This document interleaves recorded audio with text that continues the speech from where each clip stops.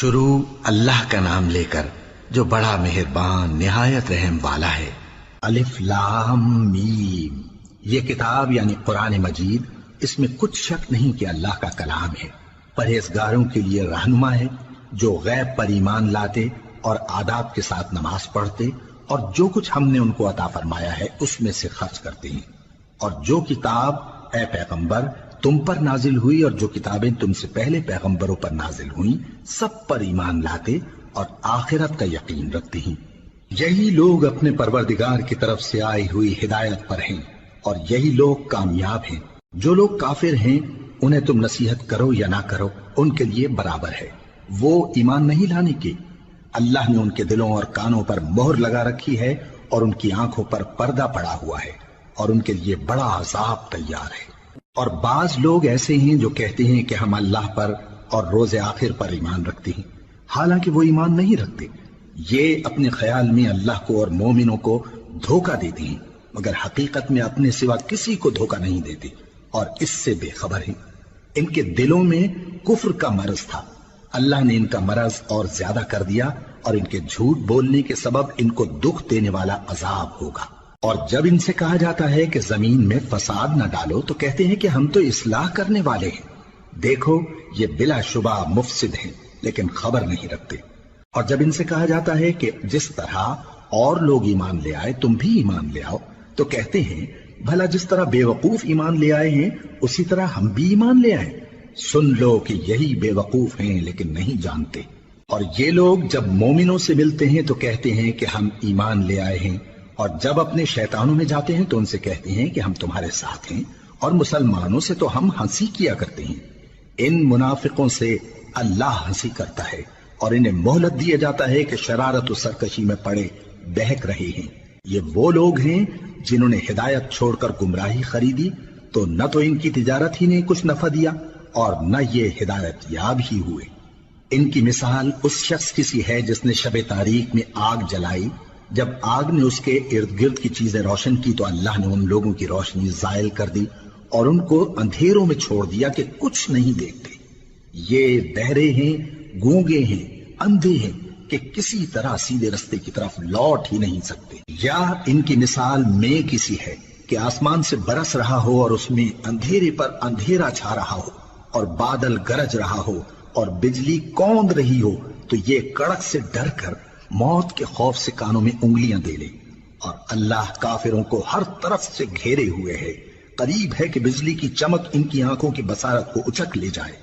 جب بجلی چمکتی اور ان پر روشنی ڈالتی ہے تو اس میں چل پڑتے ہیں، اور جب اندھیرا ہو جاتا ہے تو کھڑے کے کھڑے رہ جاتی ہیں۔ اور اگر اللہ چاہتا تو ان کے کانوں کی سنوائی اور آنکھوں کی بینائی دونوں کو زائل کر دیتا۔ بلا شبہ اللہ ہر چیز پر قادر ہے۔ لوگوں اپنے پروردگار کی عبادت کرو جس نے تم کو اور تم سے پہلے لوگوں کو پیدا کیا تاکہ تم اس کے عذاب سے بچو، جس نے تمہارے لیے زمین کو بچھونا اور آسمان کو چھت بنایا اور آسمان سے مے برسا کر تمہارے کھانے کے لیے انواع و اقسام کے میوے پیدا کیے، پس کسی کو اللہ کا ہمسر نہ بناؤ اور تم جانتے تو ہو۔ اور اگر تم کو اس کتاب میں جو ہم نے اپنے بندے پر نازل فرمائی ہے کچھ شک ہو تو اسی طرح کی ایک صورت تم بھی بنا لاؤ اور اللہ کے سوا جو تمہارے مددگار ہوں ان کو بھی بلا لو اگر تم سچے ہو۔ پھر اگر ایسا نہ کر سکو اور ہرگز نہیں کر سکو گے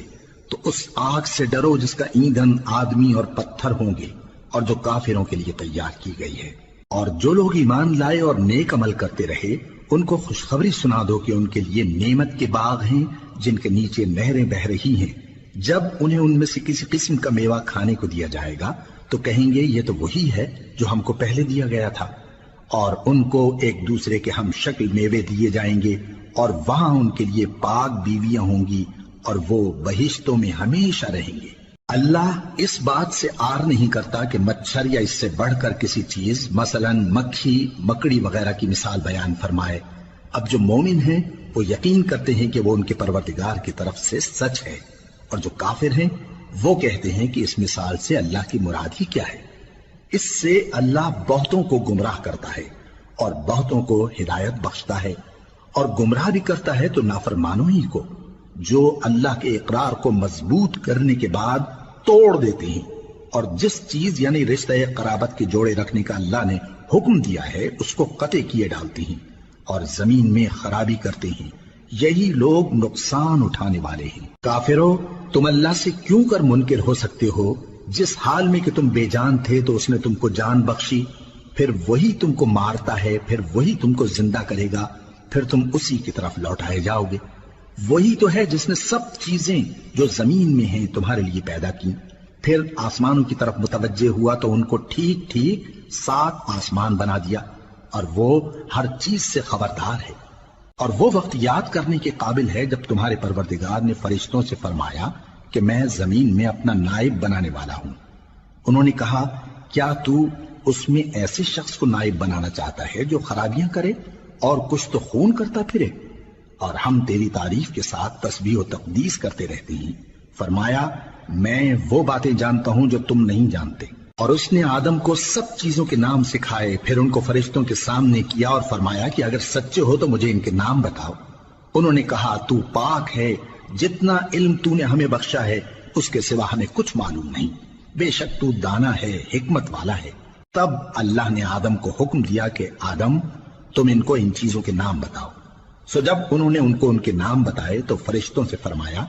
کیا میں نے تم سے نہیں کہا تھا کہ میں آسمانوں اور زمین کی سب پوشیدہ باتیں جانتا ہوں، اور جو تم ظاہر کرتے ہو اور جو پوشیدہ کرتے ہو سب مجھ کو معلوم ہے۔ اور جب ہم نے فرشتوں کو حکم دیا کہ آدم کے آگے سجدہ کرو تو وہ سب سجدے میں گر پڑے، مگر شیطان نے انکار کیا اور غرور میں آ کر کافر بن گیا۔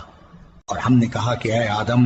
تم اور تمہاری بیوی بہشت میں رہو اور جہاں سے چاہو بے روک ٹوک کھاؤ پیو، لیکن اس درخت کے پاس نہ جانا، نہیں تو ظالموں میں ہو جاؤ گے۔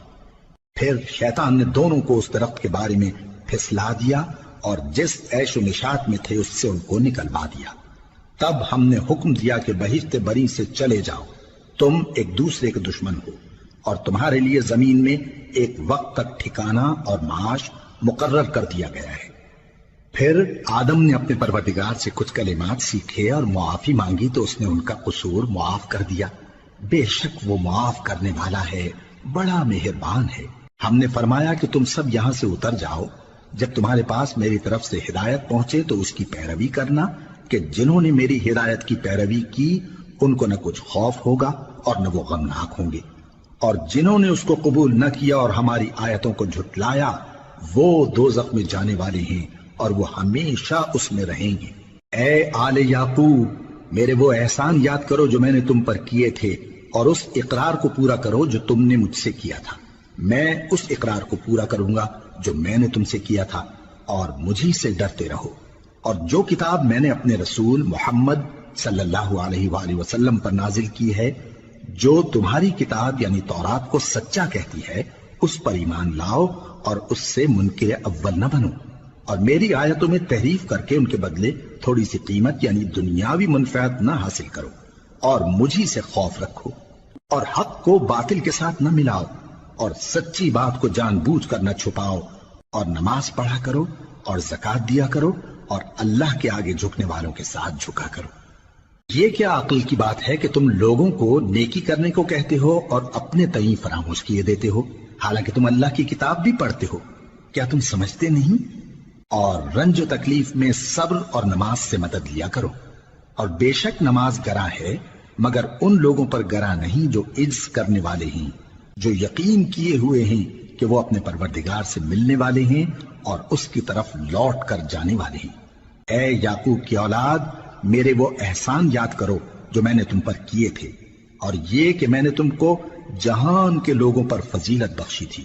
اور اس دن سے ڈرو جب کوئی کسی کے کچھ بھی کام نہ آئے، اور نہ کسی کی سفارش منظور کی جائے، اور نہ کسی سے کسی طرح کا بدلہ قبول کیا جائے، اور نہ لوگ کسی اور طرح مدد حاصل کر سکیں۔ اور ہمارے ان احسانات کو یاد کرو جب ہم نے تم کو قوم فرعون سے نجات بخشی۔ وہ لوگ تم کو بڑا دکھ دیتے تھے، تمہارے بیٹوں کو تو قتل کر ڈالتے تھے اور بیٹیوں کو زندہ رہنے دیتے تھے، اور اس میں تمہارے پروردگار کی طرف سے بڑی سخت آزمائش تھی۔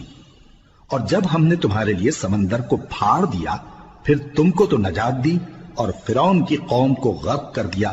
اور تم دیکھ رہے تھے۔ اور جب ہم نے موسیٰ سے 40 رات کا وعدہ کیا تو تم نے ان کے پیچھے بچھڑے کو معبود مقرر کر لیا، اور تم ظلم کر رہے تھے۔ پھر اس کے بعد ہم نے تم کو معاف کر دیا تاکہ تم شکر کرو، اور جب ہم نے موسیٰ کو کتاب اور معجزے عنایت کیے تاکہ تم ہدایت حاصل کرو،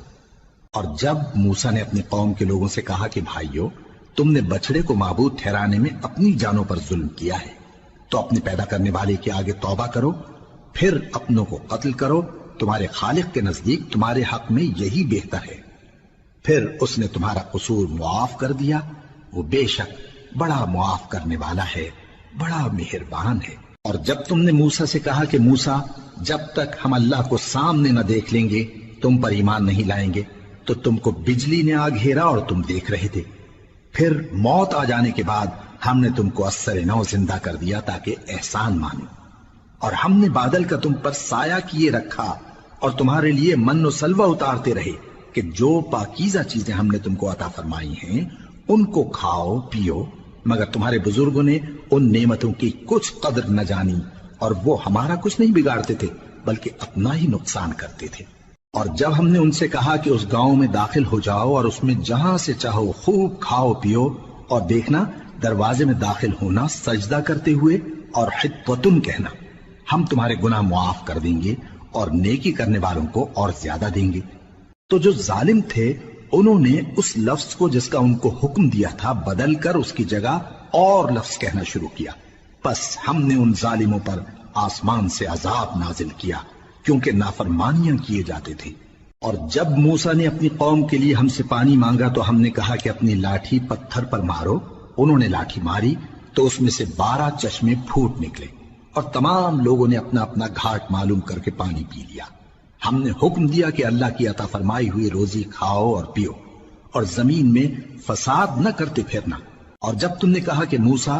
ہم سے ایک ہی کھانے پر صبر نہیں ہو سکتا، تو اپنے پروردگار سے دعا کیجئے کہ ترکاری اور ککڑی اور گیہوں اور مسور اور پیاز وغیرہ جو نباتات زمین سے اگتی ہیں ہمارے لیے پیدا کر دے۔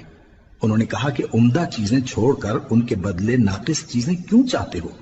اگر یہی چیزیں مطلوب ہیں تو کسی شہر میں جا اترو، وہاں جو مانگتے ہو مل جائے گا۔ اور آخر کار ذلت و رسوائی اور محتاجی و بے نوائی ان سے چمٹا دی گئی، اور وہ اللہ کے غضب میں گرفتار ہو گئے، یہ اس لیے کہ وہ اللہ کی آیتوں سے انکار کرتے تھے